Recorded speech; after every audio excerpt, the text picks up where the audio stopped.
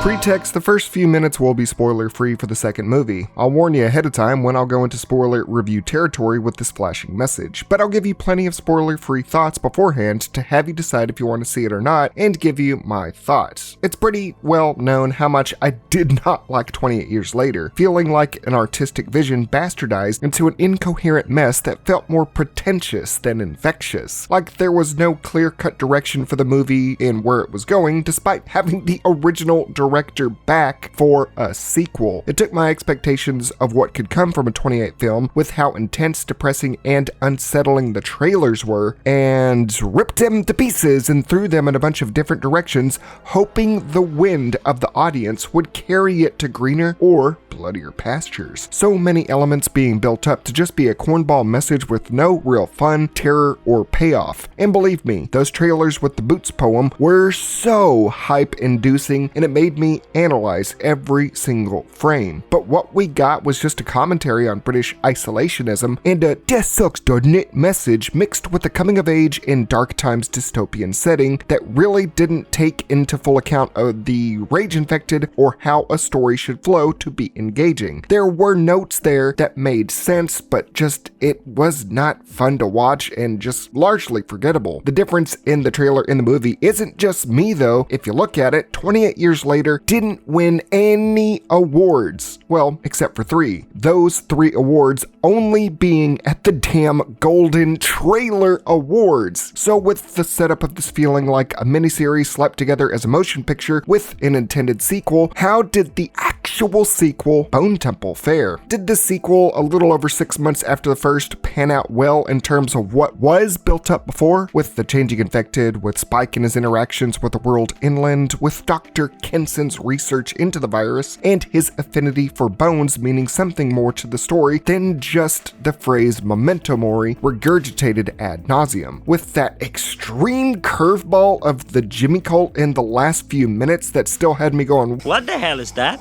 Did director Nia DaCosta pick up the fractured pieces of the first film and piece them together to make a more entertaining, dark, fun, and genuinely good cinematic experience that incorporates all these elements for a 28 movie? Well, I would say yes. It's coherent, fun, wacky at mostly the right times, and had a few scenes that had me giddy and had me actually going.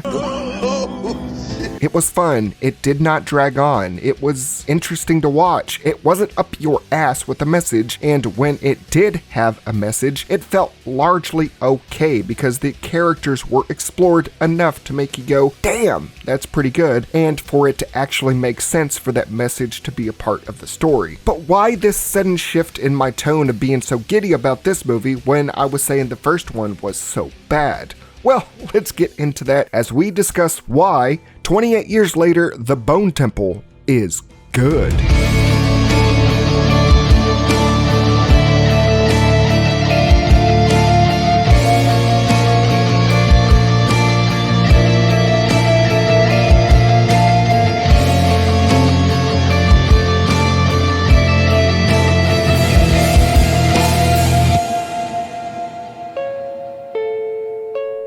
My biggest WTF moment of the last movie with the ending was just that bizarre group of people suddenly coming in out of nowhere like they were Power Rangers. It made it seem like they went tone deaf and didn't really give a damn. They were like, oh, everything's so dark and depressing and there's death and all that, but let's just juxtapose this with some wacky, it didn't make sense. But upon watching this sequel, the continuation of this cult of Jimmy really toned down that Power Ranger stuff and acrobatic stunt work and went a different and depictive direction for why they are the way they are, and it made sense. It was fun to watch them, albeit some scenes were bizarre, but at least it had good reasoning as to why that was, all coinciding with the young man Spike's solitary journey inland.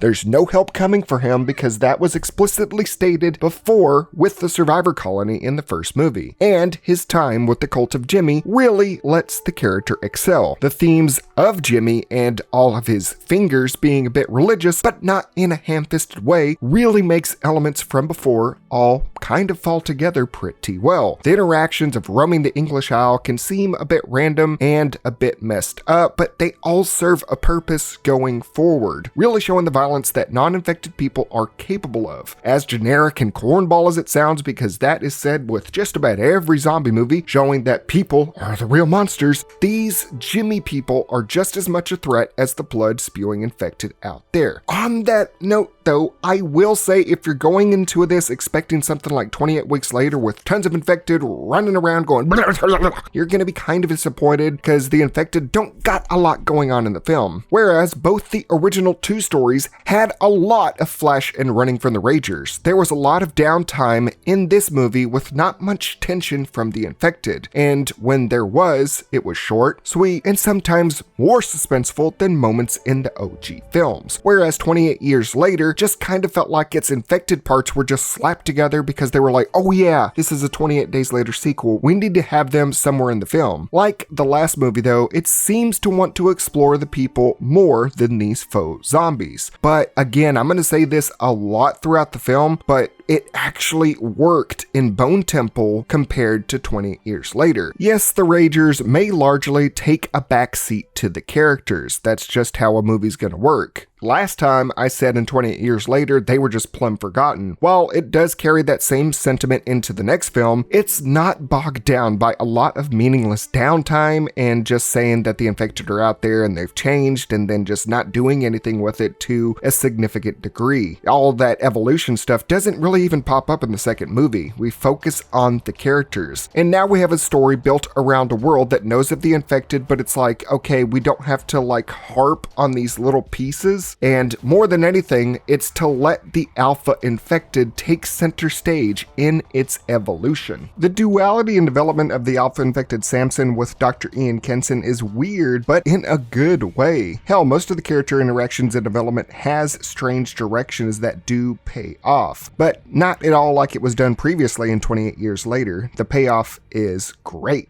Kenson and Samson's journey together into what makes the rage virus tick and what it really is puts everything into perspective, not dangling a piece of meat in front of you and the audience like the first movie, and actually letting there be room to breathe and soak in the blood, not just it's left up to interpretation kind of crap. To not just have the alpha do random acts of jittery violence and then call it a day. And if you're into it, enjoy more of that hanging alpha dong. But I focused a lot on how the infected evolved and adapted to long-term survival. That was my big thing, the why you would survive stuff and all that. Of course, I'm going to be harping on that. And when we got the idea of there's multiple different variants, it kind of felt lazy and kind of copying the homework of a ton of other zombie media, specifically zombie games that have happened since 2002. Bone Temple takes a Day of the Dead approach to its characters with Dr. Kenson's studies and interactions with Samson. Samson being a mindless brute because, yeah, it's a rage infected that has adapted and made his muscles go popping off, him being just more than having those cool head-pulling kills previously, but now we get to see more than just a mindless monster. And dare I say, it's on par or kind of exceeds, well, not exceeding, what was Dr. Logan and Bub's dynamic in Day of the Dead back in 1985. The diverse acting of Chai Lewis Perry as Samson makes him so much fun to see change, to take on what is basically two different roles. Same for Ralph Fiennes as Ian Kenson. My god, this movie was very carried by his performances. I'll say there is one scene near the end, not at the end, but near the end, and a music number that just had me hyped. It hit the goofy beats that made him feel more human, hitting the emotional beats that made him bare his soul, and hitting the deep thinking and calculative beats to make it understandable how he survived this long and what he is trying to understand of the infected and the people of the British Isles after so long. I would recommend you go just to see Ralph Fiennes' performance in this. Hands down, his acting is amazing throughout the film. That scene of him in the Bone Temple with the fire, and oh god, it's so good. I want to go into it, but I'm going to save that for the spoiler section that's going to take over an hour. Please go see this movie just to see him and that specific scene I am talking talking about. It also helped that this sequel did not have Danny Boyle directing the thing. Alex Garland's writing ultimately worked out better with things being passed off to Nia DaCosta at the directing helm. None of that "we are being so real by using a dozen iPhones" crap. This is a world that developed from 2002 England. Why the iPhones? I just don't get it.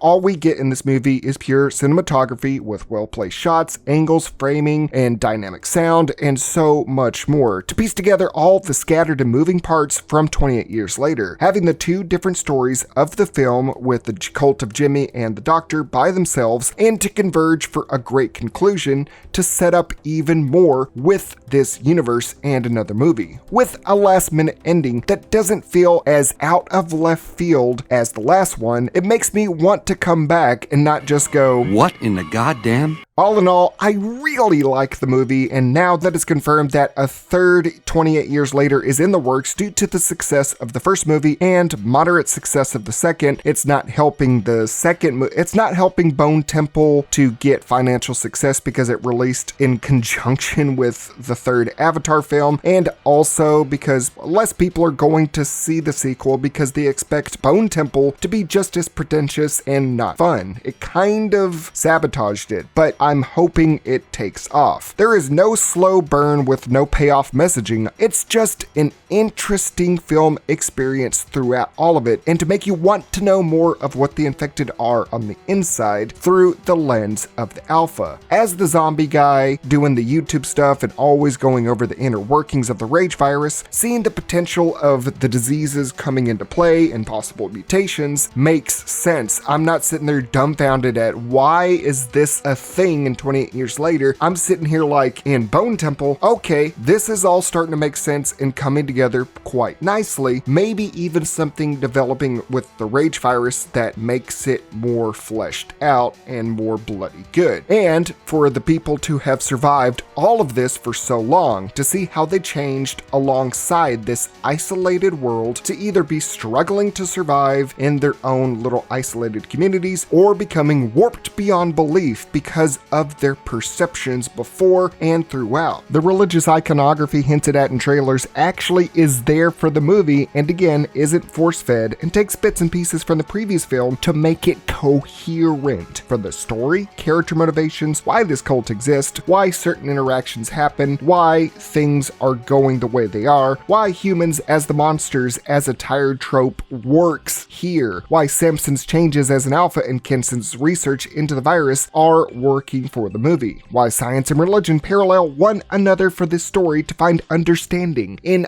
all of this turmoil that happened since the rage virus broke out 28 years ago. The gore and fight scenes are super well made, super at the edge of your seat, super great in both the barn scene and train scene were enough to fill your rage-wanting gullet. The violence is there, what we expect. Action is there. A fun experience is there, especially again with Ralph Fiennes and the music he enjoys. You're gonna love that part. The story is there, the action is there. Notice how I'm not just rambling about story notes and going, what the hell was that? And finding key parts that I really liked. Yeah, go watch it. It's not just a bunch of scenes slapped together to make you go, oh, wow, the meaning. None of that zombie baby Zack Snyder shit or a PewDiePie soldier that gets killed off or none of that. We can hope Bone Temple passes the torch to be just as good or a better film. Now, with that being said, we are about to enter spoiler country. I'm going to give you just half a minute more if you don't want to be spoiled. Fair warning, just like the original review for 28 years later where I call it bad, I will just have a bunch of bullet points and notes on a script that I took during the movie, and I'm largely going off script to give you my unfiltered and direct thoughts. It's just a few words and I'm just going to expand on that. Again, these are entire plot points and my recollection of them and what I liked, disliked, and want to dig into more of. Again, this is a ramble video, just a fun review video, not like what I usually post. Okay, you've had plenty of time to avoid spoilers, so here we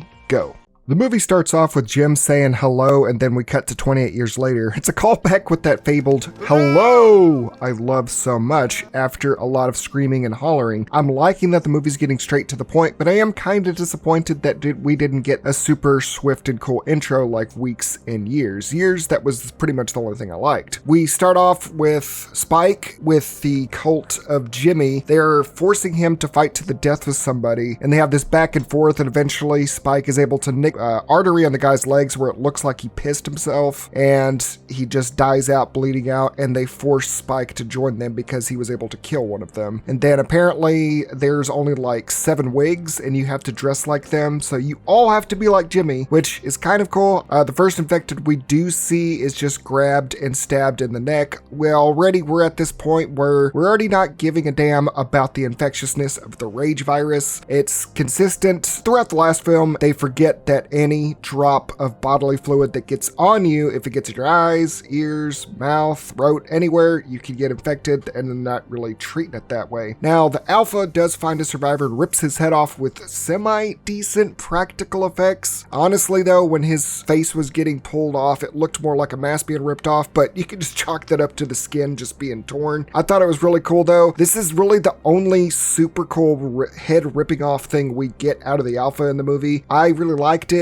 and it's the first time in the series when this happens that we actually get to see from his perspective and not just being this red vision of just erratic camera work. And when we're in that perspective, it's that everyone else that is not infected looks like an infected. What I mean by that is if you're an infected, everyone looks like a monster, and you are basically trying to attack them to save your own skin. I'm kind of getting flashbacks to the Left 4 Dead comic from 2010 when they did the Sacrifice crossover, where the same perspective was displayed, where the infected soldier saw Lewis and them as demons that needed to be killed. Maybe some full circle inspiration since Left 4 Dead spurred from a viewing of 28 Days Later. Now, 24 years later, we're getting Left 4 Dead inspiring 28, the series. It gives more depth to why the Ragers are the way they are. My girlfriend was with me when we were watching this, and she said to me that this virus has to be some kind of psychosis overall, that the rage virus isn't just some super duper hyper rabies, that it's more psychological, and that it could possibly be treated unlike the untreatable rabies that degrades the brain beyond recognition. Hell, she has been saying it was maybe intended that way since she saw 28 Weeks Later when she saw the infected Don's actions throughout the film, that there has to be a more of a psychological aspect rather than just turning into a mindless monster. Now, funnily enough, when the Alpha rips the guy's head off, he pops the top of the skull like it's a popcorn bucket and eats the brain of his victim. Apparently, that's his go-to and probably the biggest reason why he rips people's heads off. Not to kill them instantly, but because there is something about brains that he loves. Again, there's a whole lot of things you can get out of this. I honestly thought it was cool because it does a callback to what zombies were generically always about ever since Return of the Living Dead. Sustaining oneself on gray matter, though in real life, would cause neurological issues long term, with you consuming prions and that messing up your brain, causing it to degrade. Although the rage virus would have already done this to your brain supposedly, so maybe it's kind of like the 2,4,5-trioxin chemical from Return of the Living Dead, where eating brains provides some sort of benefit to him as an Alpha. Maybe brains taste better, maybe it calms the rage virus even just a little molecule, maybe it does something for your brain by doing so, but honestly, it's gruesome, it's just metal as fuck, and you can't go wrong with some metal ass scenes. Regardless, it does give it a bit more reasoning to why he rips people's heads off. Does he crave gray matter for something more, or do brain bits just have a nice texture when you get your teeth sinking into them? Now, Ralph finds, as he portrays Dr. Kelson and the Alpha,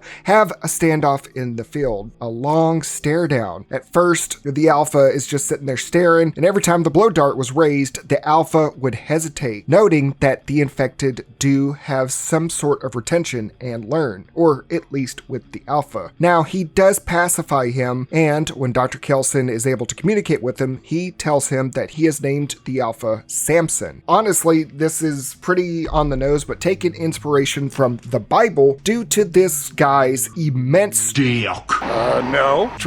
and wild, untamed long hair. Now, I haven't read the Bible, since I was in Christian school back, that was 1999. But Samson, being a legendary Israelite judge in the Hebrew Bible, known for his super strength granted by God as a Nazirite vow, symbolized by his uncut hair. He's got that hair flowing. Compared to a lot of infected, he was able to slay a lion and defeat armies with just a donkey's jawbone. If you think about it, I mean, he's able to rip the heads off people, so there is that strength they're talking about. He eventually ends up dying, and there's this collapse of a temple, and guess what? This movie is named Bone Temple, and his strength feats prior. It's a pretty spot-on naming convention. I'm liking how this is being built up. Now, while they're having this one-to-one, he does take a sample of blood from the Alpha, noting previous Alpha infected in the woods, saying that he is obviously the current Alpha after killing other ones. So there is kind of a hierarchy, kind of like how, I guess, lions do with a bunch of their,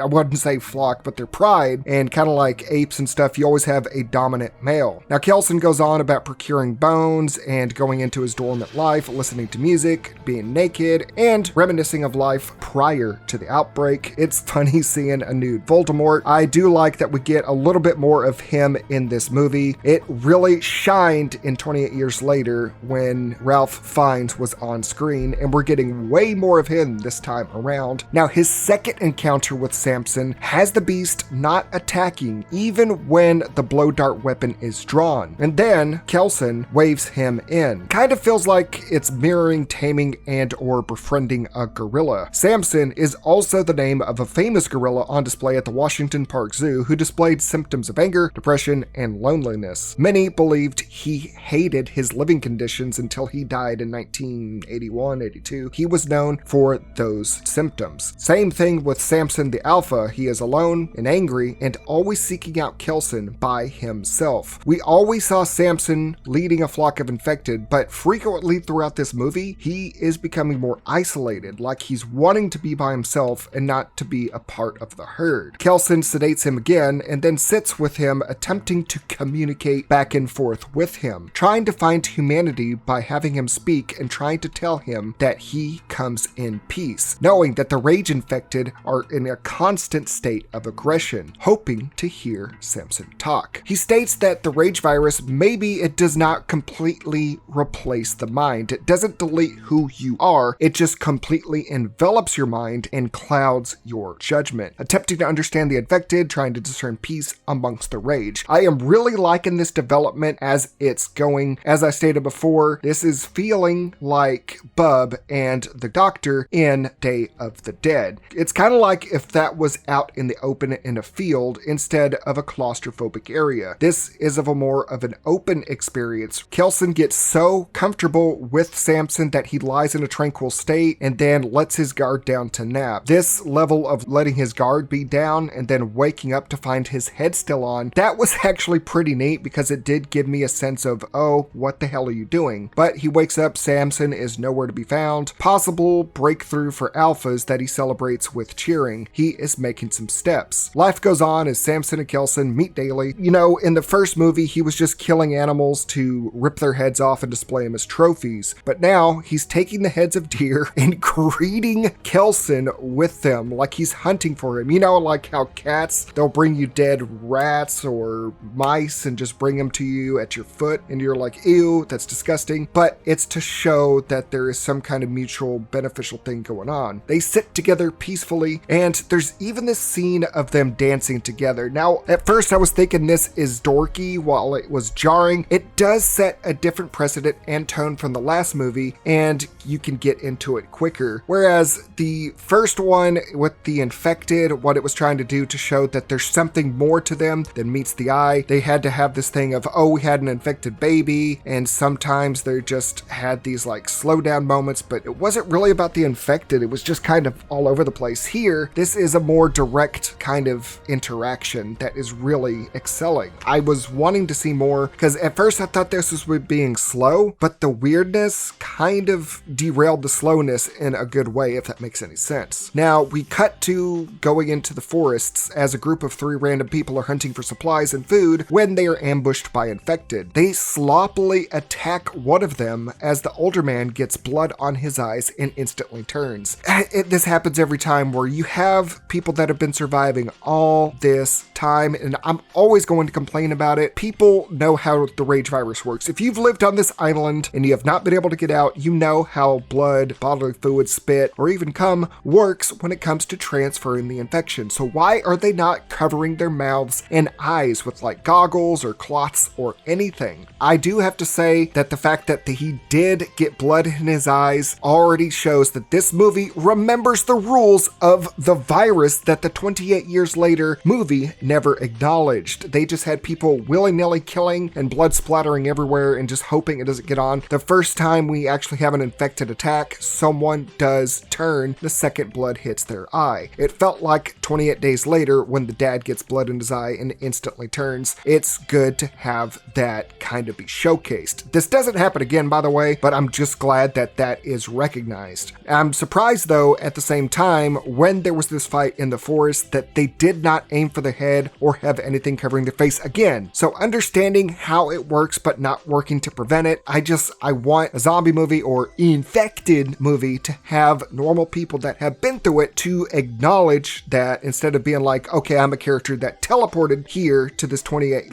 years later time point, let me just get myself killed. Finally, we get back to the cult of Jimmy, which I was nervous as hell about. That scene earlier where they fight in the pool and have a young boy kill one of them and they're all giddy about it. I was nervous about how this was going to go forward. I wasn't the biggest fan of the Jimmys in the pool when it came to the fight to the death, but this scene where they just suddenly show up at this group's cottage, eating their food and just making a girl of, I think they're called Jemima. I don't want to say Jemima, but when you look at the credits, it says Jimmima, but making one of their girls dance bizarrely for entertainment. She is dancing and singing stuff that is of the Teletubbies. Out of context, it just feels weird for weird's sake because that's what a lot of movies like to do. Lol, that's so random. I understood that reference. Bear with me, it actually does have some bearing going forward. Now, Leader Jimmy says they were brought in for food and company despite forcefully coming in. They're lying about their intentions, naming themselves with them all joking as Jimmy. Nobody identifies as anything else. Now that they're being just ominous, they declared that, hey, we're gonna kill everyone in your family. Girl Jimmy 1 goes off on her own and slits an infected throat and then somersaults. You remember how at the end of 28 years later, they were all doing those acrobatics looking like Power Rangers and make you go, oh my god, but it doesn't really because it's cornball as hell. This is the only instance where any of those calisthenics come into play. So it's just weird that it was for one zombie getting its throat slit. Again, it's another one of those, you're slitting a throat, blood's gonna go sploring everywhere. So she decides to do a Dark Souls dodge roll. I guess that works against projectile bodily fluid, but whatever.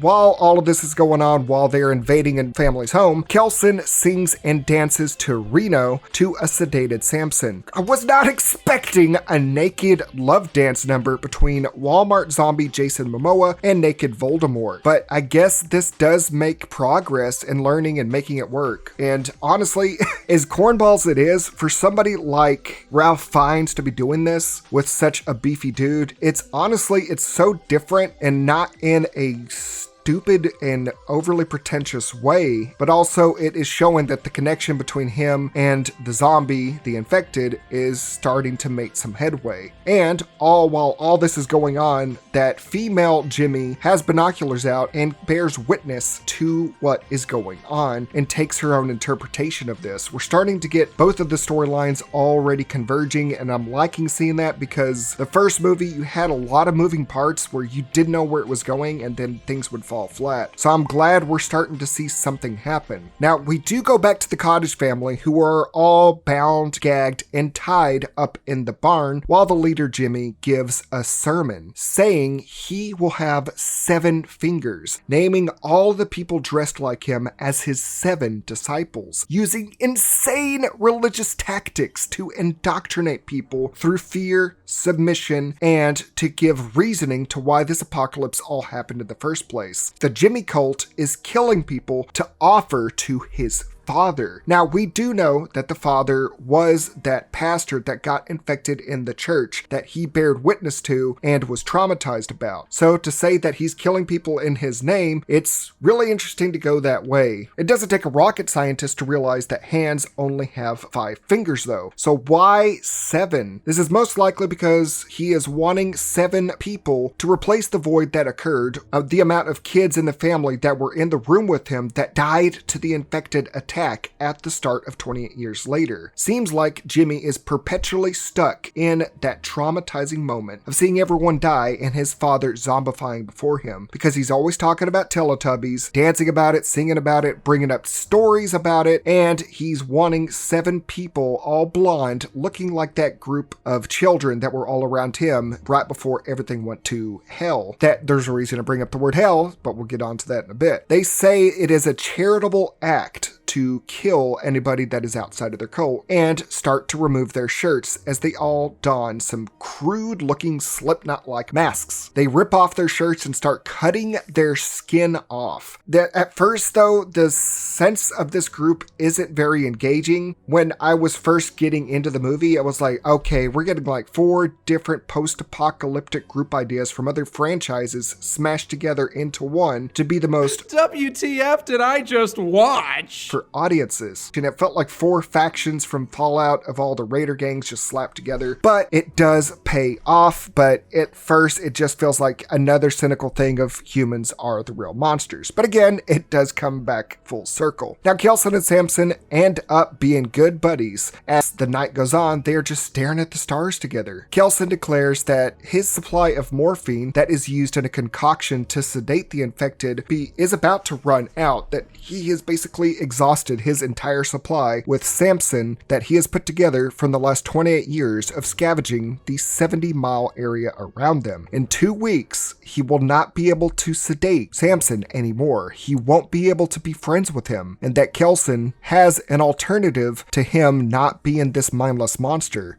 to die peacefully, to be basically a lethal injection so that the monster may have a permanent home within the Bone Temple, wanting to see his humanity once he asks him to see if he can give consent, as the beast stares at a full moon and whispers the word moon, giving parallels again to Day of the Dead, with the doctor trying to find humanity in Bub. This plot is really neat, and I'm glad it's starting to feel like an old, authentic, classic movie to me. A lot of people say that 28 years later will eventually become one of those cult classics or one of those that gets revered as time goes on. I beg to differ. It feels like it's just source material that feeds into the better movie that is Bone Temple, and I really enjoy what's going on. The second that Samson said moon, I actually got chills, and I was not expecting that when I thought of the idea of the infected talking, but it actually worked. I dreaded the day that the infected became less of monsters and the idea of some kind of cure would give them the sense of their humanity back. But the way this is going, I was liking it. I was actually getting goosebumps. Very happy to see a good connection of change in the infected with some sense behind it. Not just random scenes.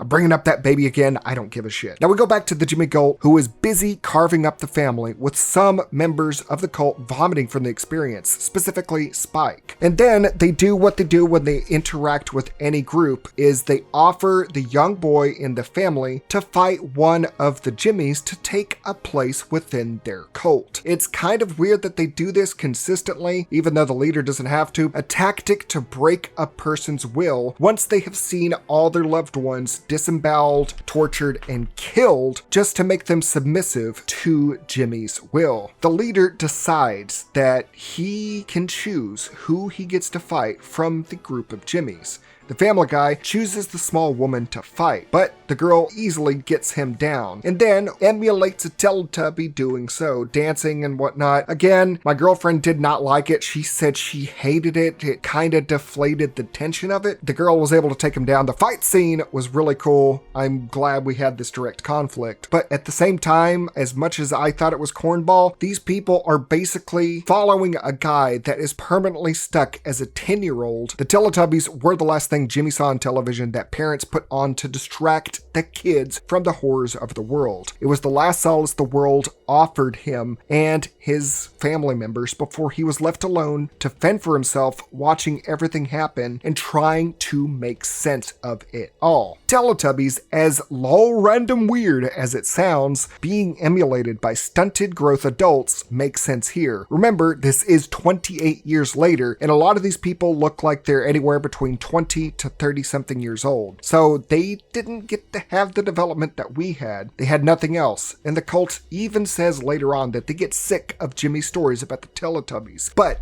this is all they got when it comes to narratives and developing their personalities. Now, the girl's behavior here is interesting to note, as the gory nature and playfulness is disturbing, having the Teletubby dance amidst all the blood and people's skin ripped off and everything. She then tells the young man in the family that she knows that she picked him because he thought she was weak, and then gleefully parades about it saying, "Ha ha, you thought you got an easy kill." That, honestly, yeah, that's how it would be. And then suddenly, we have another family member that was hiding in the wings. We have this scene where there was a hook at the top of the barn. We don't see it come down like it was a Final Destination kill out of nowhere. I'm glad they didn't have camera angles of that, because the female Jimmy suddenly just gets hit in the back of the head and starts saying stuff like, "I can't find my cat." The hook penetrated the skull and hit the brain. She doesn't die instantly or anything, but you could tell a lot of synapses got just obliterated in that moment, and she's going back to a lot of the memories that happened right as probably the outbreak started, and this is what she defaulted to. This is the young girl coming out one last time as the brain is shutting down. It was really interesting. I'm glad they did it that way as she falls over dead. After the girl dies, there's just this chaotic chain of events that starts going down. The young man pulls out a propane tank and starts using it like a flamethrower to kill another Jimmy member. He's flailing his limbs everywhere, the chaos of the barn burning down as everyone else is just freaking out trying to figure out what's going on. They send some people out to go find the girl. This scene, along with one of the Jimmys on fire, is just awesome and brutal, and I don't know what it is about the 28 series when it comes to fire. We had the Molotovs setting people on fire in the first 28 days. We had the napalm strike in 28 weeks. 28 years had that weird gas station thing, which didn't make much sense, but the fire here made sense and it was freaking phenomenal. But the fire also being mutually assured destruction, because it sucks for the family, because the people that were still alive with their skin just ripped off, now they're burning alive with no skin attached. Truly awful way to go, but again, pretty metal, pretty messed up. It is a horror movie, for God's sake. Now, with 2 members of the Jimmy cult dead and the family all but gone, the woman attempts to flee that caused all of this chaos to ensue. Spike is told to go after her and then has an arrow drawn at her. He asks if he can go with her and she punches him and flees. Honestly, fair enough. It was funny as hell when he's like, "Hey, take me with you." Bop. Yeah, the whole family was just killed by the cult that you're in. She's not going to trust your ass. So, with 2 fingers severed and the boy returning alone, he says that the excuse of letting her go against a pregnant woman is asinine, that he wants proof that he killed the pregnant woman, asking why did he not cut her face off or rip out the unborn child as proof of her death. It's showing just how far his mentality has slipped. It is really messed up. I'm kind of starting to like this cult, not because of the face cutting or the unborn child part, but just how demented they are. Now, they blame Spike for not being there to be chosen by the family to fight. They assumed that because of the age that they would always choose the youngest instead of a woman, that they blame the child. So they're kind of using the child as a scapegoat in order for them to not start castrating literally or slaughtering the little boy. The woman Jimmy says that she saw what was named Old Nick in person. The leader Jimmy is saying that he needs to sacrifice the young boy. He's deciding if the sacrifice is needed to his father, Old Nick, that the god he had been offering to is Dr. Kelson. Because of this revelation, the storylines are about to collide of cultists meeting with virological understanding. Samson is then shown to be peacefully eating berries. Now that the chaos of the night has been wiped away, we see him wiping the juice of the blackberry on clothing he is wearing. Sorry to the Alpha Dong people, but he is starting to learn to wear clothes and have the manners to wipe up after eating, enjoying the taste of this fruit, with him wearing clothes, wiping himself, and eating stuff that is not human meat. His humanity is slowly but surely coming to. This development is genuinely very neat to watch, even with these tiny little details. I know a lot of people would be like, oh no more penis, haha, dick, haha, but just the fact of him wearing clothes shows a great bound in change. As Kelson is looking for Samson because apparently he disappeared without him being able to figure out where he went, the cult is on a hill nearby snooping on Kelson, deciding if he is in fact the old Nick that Jimmy has been hyping up the whole time, Jimmy's father. Basically saying, hey, the whole reason you guys believe me and my religious zealotry is because of what I'm saying about my father being this old Nick. So he decides that he will go alone to speak with the bald man. While this interaction is setting up to be something that you don't know what's going to happen, you don't know if he's just going to kill him instantly or not, Samson is roaming the forest alone, supposedly flashing back to some of his former memories, soaking in the sounds of the forest. Whereas he was this alpha male animal ravenously going through the forest, constantly on the hunt for animals and people to kill and consume. For the first time, he feels the way the sound design is and the way he's looking around, it feels like a normal person that is scared of their surroundings, like his humanity's coming back and knowing that the infected are a threat. I never thought I would say that I felt scared for the alpha in this moment. It was really well shot together. The sound design, the flashes of kids laughing and a busy town of just normal people going on about their lives, just that in the back of his head as just sound design was peak. And just to have it to where he's trying to make sense of what's going on, like he's been in a coma this whole time, it's really cool. And honestly, if you really put some thought to it, that is terrifying to be just stuck in this mindless state for so long and to wake up in the middle of the forest by yourself. Yeah, you're this big beefy dude with the dong slunging around, but all these sounds and just trying to make sense of it, knowing the infected are out there. God,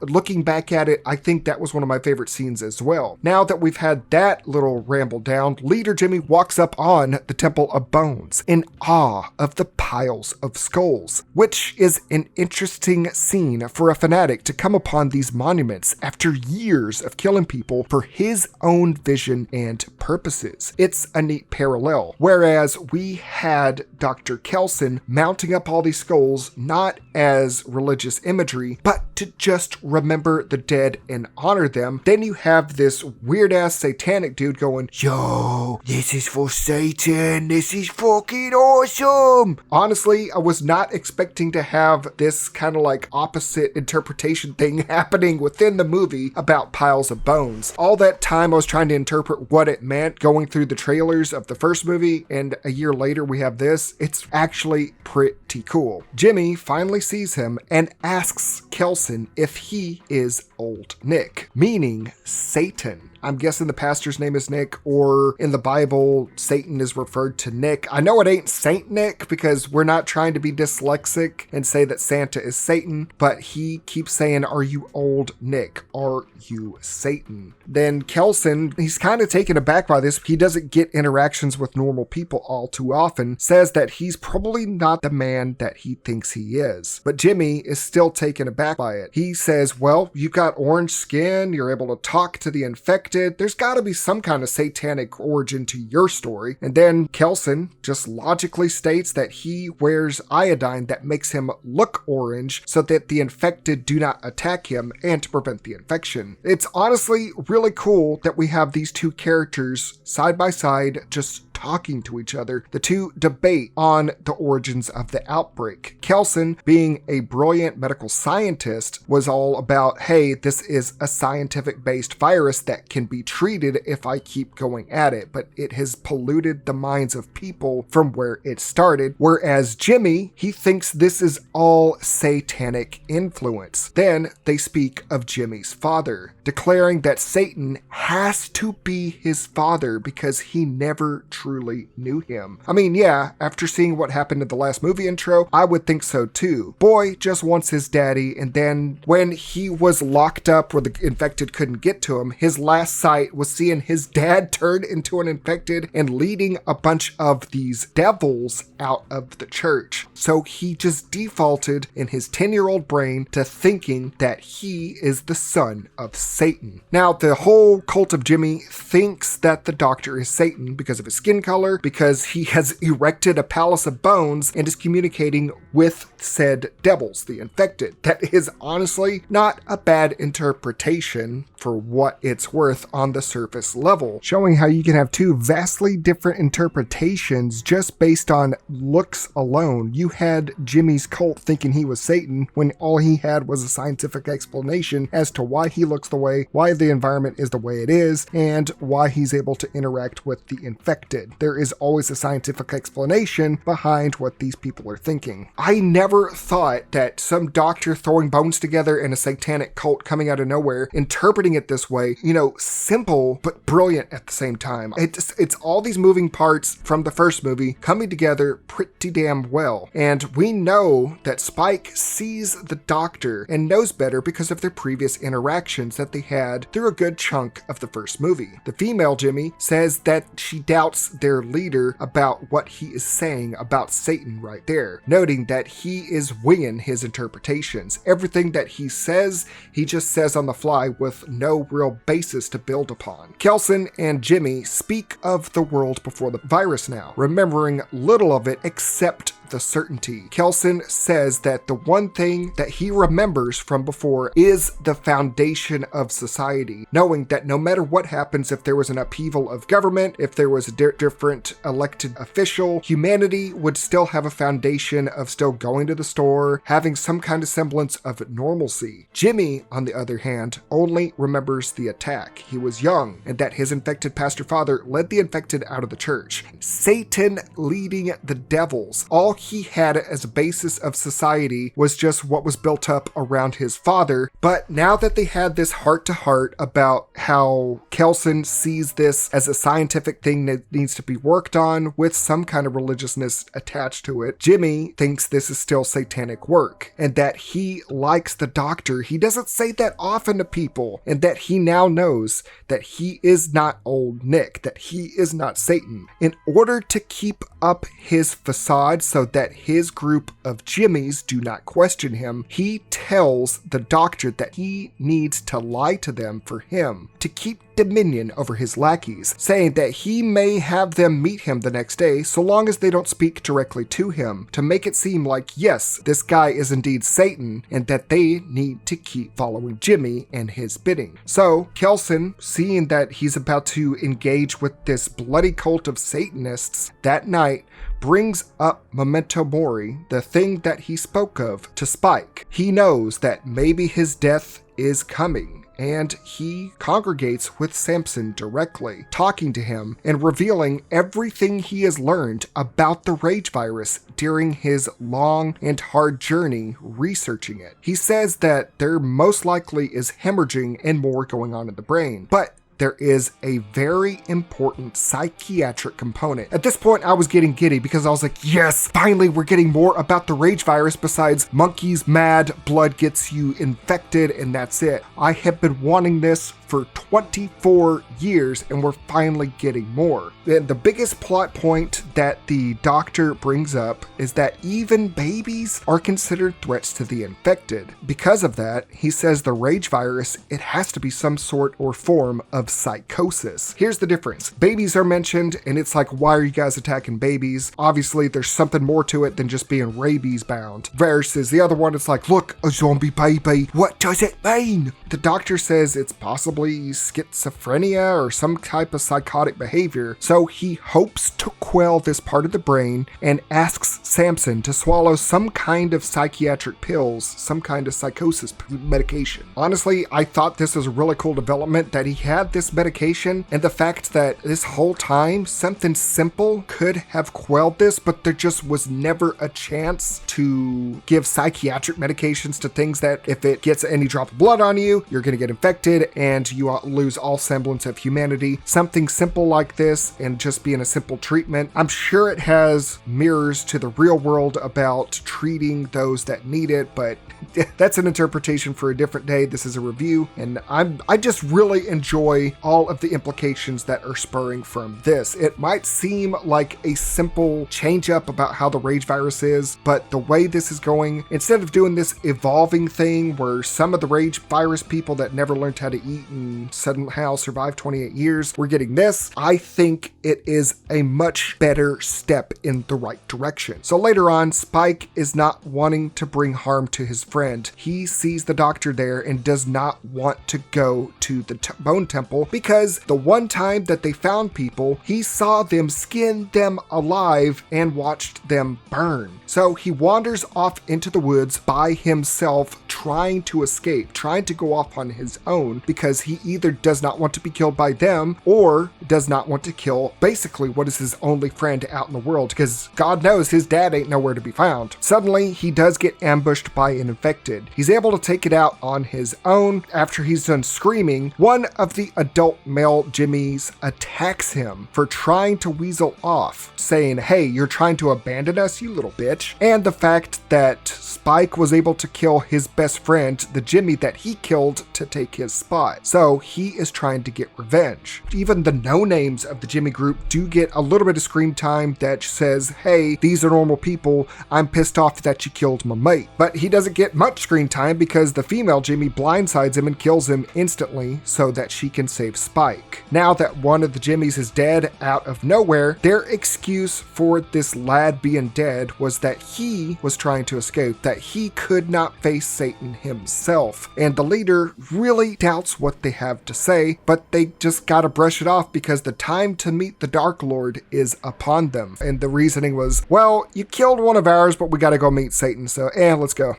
Now that Samson is told to go off on his own while the doctor faces the Satanist on his own, Samson goes to a nearby river and starts washing himself. Literally, the symbolism of him washing the literal dried blood from his hands. There's no telling how much people and animals' different blood he has bathed in after all his years. We look at his eyes. Earlier, it looked like his eyes were about to pop out of his skull. We've had rage infected before where their eyes are just bloody red, but his look like, damn! And as he was going about, we could constantly hear sounds of his past. Now, if you remember the train from the previous movie where he killed the Swedish man by pulling him up from up the cars, he goes to sit in one of the cars there. And suddenly, we get a flash of him envisioning life before. This same train that he stayed in so long ago. We see him as a small boy, and when this ticket taker is going through the train car asking people for the tickets, apparently he got on the train car without a ticket. Maybe he was by himself, but because of the high stress that he had as a child, it jitters him back to reality. Suddenly, all the people that were in his flashback in the train car are all standing up, staring at him, kind of like that first scene that we ever see any infected throughout the 28 series in that church when they all just get up and do nothing but just sit there staring, waiting to see if the person they're looking at is a non-infected to attack. And because he did not have a ticket for the train, he looks at all the people that are just staring at him and sees them suddenly turn into a violent stare. This is honestly my favorite scene, well, my second favorite scene of him snapping back to reality, looking dumbfounded, and then uttering the phrase, "I don't have a ticket." Then suddenly the infected, because they hear language, it alerts them and causes them to go in a violent outrage, attacking him, causing an awesome and brutal fight scene to ensue. Sentient infected fighting the schizos. But it's a really cool fight scene. We get back snapping, arms getting ripped out of their sockets. It's really fun. People getting thrown out windows, and a dynamic I was not expecting from the 28 series of a former infected killing the infected that used to follow him. And this is where everything in the movie culminates. The slow burn was not there. It has been just kind of a medium burn. This section of 30 minutes of the movie have been some of the best I have watched in years. We get the Doctor looking through his record collection, picking up a very familiar album, and then he brings up a Spinal Tap reference saying to turn this up to 11. I love it. And then he lights up the bone temple to look like a satanic setting with candles everywhere adorning the bones to put on a show to Jimmy's liking. We never got what actual satanic culture looked like for these kids when they were growing up through the zombie apocalypse. We do, however, have the Doctor who grew up and got the interpretations, knows what that's like. He sets up the candles, a sacrificial table, and everything. He is going the whole 9 yards. On the topic of going the whole 9 yards though, oh my god, I think I have one of my top 5 favorite scenes in all cinematic history. It's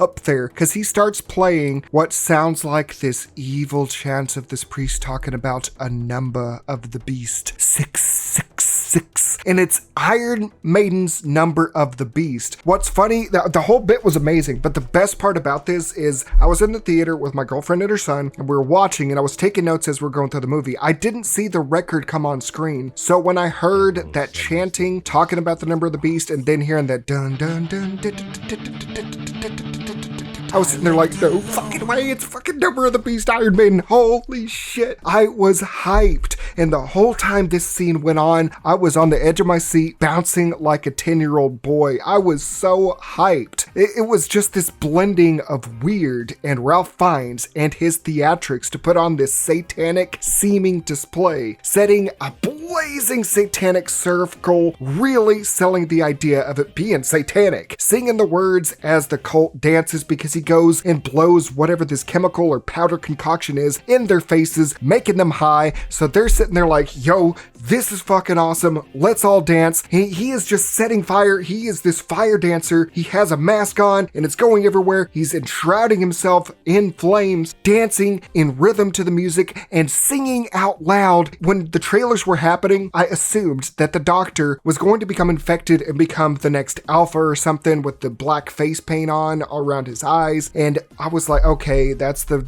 direction this is going. But the fact that we have this musical number to Iron Maiden was so funny, so awesome, and just everything about it, it actually made sense because these kids did not grow up in a world that had the normal renditions of what you would think satanic stuff is. They didn't know what Iron Maiden was. I mean, they are metal, but not just like satanic metal, not like some of the stuff that's around these days, but just to have Iron Maiden playing and they're thinking that this is Satan himself singing the words and this is some kind of incantation. That was amazing. It's wild and honestly stupid as hell, but I don't give a fuck. It was one of the best cinematic experiences ever, and I would kill to experience that for the first time again. If you have seen it, you would know. I hope you had the same hype that I did, but after all that, oh my god, that is honestly top 3 moments across the 28 series. The only thing that's better is probably the intro to 28 Weeks Later.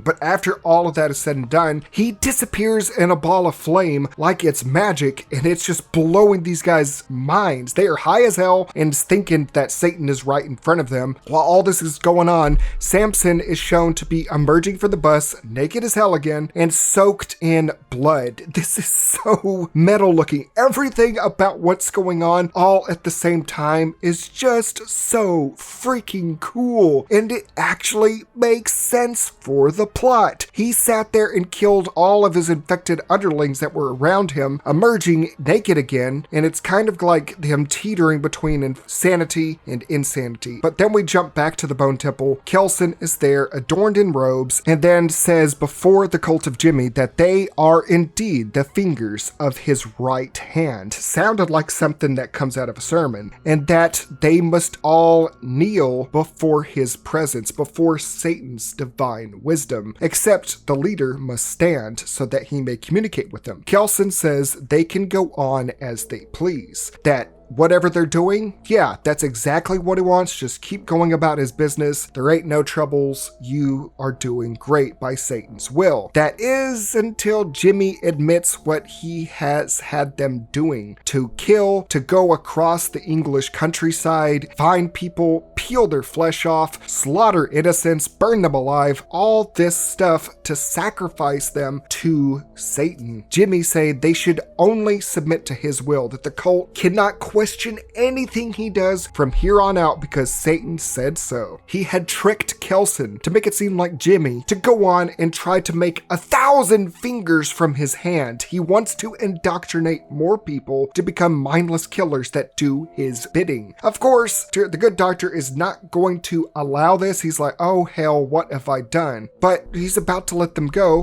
when he spots Spike behind a mask. His demeanor changes, causing him to shift and know the danger Jimmy implies on his only friend. So now he changes and has a brilliant idea that a sacrifice must be made that night if the cult of Jimmy is to go on as they are doing. The brilliant idea goes even further as the doctor says that Jimmy has to be the one to be the sacrifice that night, as he is Satan's only son. He's using his knowledge of religion to turn this around, to make something good happen, to quell evil, turning the spiritual cult angle against him in the blink of an eye, stating that his disciples must nail Jimmy to the cross as a sacrifice and burn it. That turnaround was so brilliant just for all this to be going on. It's awesome. Jimmy, knowing that he has been usurped, knowing that his idea is not going to fly, proclaims that Satan is actually fake and stabs him to prove it to his cult members. With